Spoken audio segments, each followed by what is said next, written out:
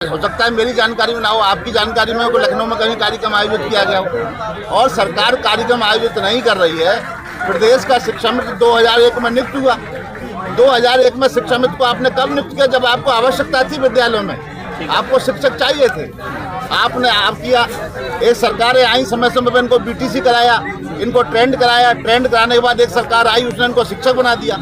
शिक्षक बनाने के बाद सरकार की लचर पैरवी के चलते सुप्रीम कोर्ट का डिसीजन इनके खिलाफ हो गया। सुप्रीम कोर्ट का डिसीजन खिलाफ होने के बाद इनको जो 35-40 हज़ार का वेतन पाते थे और जब पूरा वेतन मिलने लगा, पूरे मनोयोग से अपनी सेवा दे रहे थे, अपने परिवार के उत्तरदायित्वों को निभा रहे थे, उनको आपने रातों रात घटा करके 10,000 पे ला दिया। 10,000 पे कब लाए थे? 7 साल पहले। 7 साल में प्रदेश का कर्मचारी, वेतन, विधायक, जो भी है, वेतन भत्ते में बढ़ोतरी हुई है। शिक्षा मित्र ऐसा कौन सा आपने ऐसा कौन सा डिपो खोला हुआ है जो छूट पर शिक्षा मित्रों को दे रहा है? इनको केवल 10,000 का वेतन मिल रहा है। इनके आंदोलन का आपने कमेटी बनाई। दिनेश शर्मा जी विधान परिषद के सदस्य थे, उनके नेतृत्व में कमेटी बनी, उनका प्रमोशन हो गया, वो राज्यसभा चले गए। लेकिन आज तक उनकी कमेटी ने रिपोर्ट नहीं दी। ना शिक्षा मित्रों को कोई प्रमोशन हुआ है। तो आज ये पूरा प्रदेश का शिक्षा मित्र पीड़ित है, आहत है। कोई सप्ताह जाता होगा, कोई महीना जाता होगा, जिस महीने कोई ना कोई शिक्षा मित्र काल के गाल में नहीं समा जाता है। तो ऐसी स्थिति में आज पूरे प्रदेश का शिक्षा मित्र चल करके लखनऊ आया है। शिक्षा मित्र चल करके आता है, आप उसकी बात नहीं समझते। कमेटी बनती है, ना आप कमेटी को भंग करते हैं, ना कमेटी रिपोर्ट देती है। और आपकी पुलिस रात को यहाँ से टेंट उखाड़ कर ले जाती है, दड़ी उखाड़ कर ले जाती है। लेकिन मैं सलाम करता हूँ इनकी एकता को। आए ये लोग जमीन पर बैठे हैं, जब मैं आया हूँ जमीन पर बैठे थे। ये टेंट भी उन्होंने अपने पास से खड़ा किया है। तो आप शिक्षा मित्रों की बात को नहीं मानेंगे, टेंट नहीं लगने देंगे, दड़ी नहीं बिछने देंगे। कौन सी तानाशाही है भाई? ये तानाशाही है। शिक्षा मित्र आपने क्या बताया? ये जो देश की सरकार बनाने के लिए सबसे अधिक सांसद यूपी से जाते हैं। और ये दुर्भाग्य है कि देश में सबसे कम शिक्षा मित्र अगर मानदेय पाता है तो उत्तर प्रदेश में पाता है। ठीक बात। जिस प्रदेश के शिक्षा मित्र को सबसे अधिक वेतन मिलना चाहिए, आप सुप्रीम कोर्ट का हवाले देते हैं। सुप्रीम कोर्ट के दर्जनों डिसीजन के खिलाफ ये लोग पार्लियामेंट में विधेयक ला करके, अध्यादेश ला करके उन्होंने सुप्रीम कोर्ट के डिसीजन को पलट दिया। तो आज कौन सी मजबूरी आप नहीं पलट सकते? आज हजारों शिक्षा मित्र काल के गाल में समा गया। जब विधानसभा में खड़ी बताने की बात आती है तो शिक्षा मंत्री बड़े सीने तान के कहते हैं कि हमारे पास इतने शिक्षा मित्र मिला के हमारा छात्र अनुपात 22:1 का अनुपात है। आप शिक्षकों पीपल टीचर रेशियो बदल देते हैं, इनको मान गए, तब ये शिक्षक हो जाते हैं। जब ये वेतन मानते हैं तो आप कह देते हैं कि ये पैरामीटर पर खड़े नहीं उतरते। अरे भाई, उसी विद्यालय में आज पहले पढ़ाते थे, उसी विद्यालय में शिक्षा मित्र के सुप्रीम कोर्ट का डिसीजन आने के बाद पढ़ा रहे हैं, उसी विद्यालय में पढ़ा रहे हैं, उन्हीं छात्रों को पढ़ा रहे हैं। केवल वेतन मांगने पर इनकी क्वालिफिकेशन पूरी नहीं होती। ये दोगलापन है। आज पूरे प्रदेश का शिक्षा मित्र आहत है, चल करके आए और ये चल करके आए। जब तक ये बैठेंगे, उत्तर प्रदेश शिक्षा महासंघ, हमारे संयोजक सुरेश त्रिपाठी जी आए हैं, मैं हमारे सारे लोग हैं। जब तक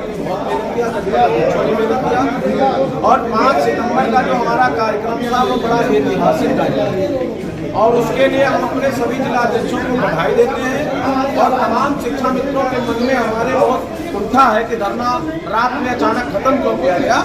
उसका भी कई कारण है। माननीय मुख्यमंत्री जी के कार्यालय में उनके विशेषाधिकारी अधिकारी श्रीमान केश चौहान साहब से हम लोगों की दोपहर में ही वार्ता करा दी गई थी 2 बजे सवा 2। और 2 बजे वार्ता कराने के बाद हमारा जो मांग पत्र था और प्रतिनिधिमंडल को मिलने का जो हमारा समय लेना था वो मुख्यमंत्री जी को भेज दिया गया था।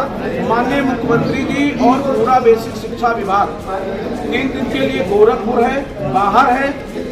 और इन तमाम परिस्थितियों को देखते हुए रात में अचानक 10-10:30 बजे के आसपास पुनः उनके द्वारा मुझे फोन करके अवगत कराया गया कि अब आप अपने शिक्षा मित्रों को घर भेजिए और माननीय मुख्यमंत्री जी का निर्देश है कि आने के बाद आपसे मिला जाएगा। उसी क्रम में धरने का समापन कर दिया गया है। हम लोग धरना स्थगित किए हैं और आने वाले दिनों में इस बात का प्रमाण भी है कि अगर हमारा काम नहीं हुआ तो फिर उसी ताकत से हम आने का भी काम करेंगे। लेकिन हमारी कुछ समस्याओं के समाधान का परिचर्चा चल रहा है और हमें लगता है कि हमारे शिक्षा मित्रों को इसका सकारात्मक परिणाम मिलेगा। व्यवहारिक जीवन में हमारी रात में थोड़ा कठिनाइयाँ हुई हैं, हमारे साथियों को जाने में दिक्कतें हुई हैं। आज हमारा पदाधिकारी थोड़ा सा असहज है, लेकिन जब इसका परिणाम आएगा तो निश्चित रूप से सकारात्मक आएगा। और हमारा धरना स्थगित हुआ है, समाप्त नहीं हुआ है। जब अवसर होगा तो हम पुनः लखनऊ में आने का काम करेंगे। माननीय मुख्यमंत्री जी के माध्यम से ये मुझे सूचित किया गया कि आपकी पत्रावली का जो है प्रकरण जो है वो जल्द शीघ्र ही निस्तारित किया जाएगा। उसके क्रम में आज भी हम किसी से मिलेंगे और सुबह से हमारी कई लोगों से मुलाकातें हुई हैं। हमारे साथी बहुत विचलित थे, इसलिए मैं यहाँ आकर इनसे बात किया हूँ और इसके बाद हम लोग उसी विजन में पुनः काम करेंगे। और फिर पुनः मैं आपके चैनल के माध्यम से पूरे प्रदेश के जनपद अध्यक्षों को, ब्लॉक अध्यक्षों को, मंडल अध्यक्षों को, जिला अध्यक्षों को और तमाम अपने शिक्षा मित्र भाई बहन को बधाई दूंगा। देखिए, हमारी महिला बहन कुशीनगर से इतना मेहनत किया, हमारे साथी रुकने के लिए आए थे, लेकिन कभी कभी ऐसा होता है कि हम प्रोग्राम बीच में कैंसिल होता है, कभी रैलियां निरस्त की जाती हैं। ये कार्यक्रम स्थगित हुआ है, स्थगन के बाद अगर कोई कार्रवाई नहीं करती है तो उसे हम लोग लेंगे और फिर बहुत बड़े ताकत के रूप में लखनऊ में आने का काम। आप मानते हैं धरना पूरी तरह से सफल रहा?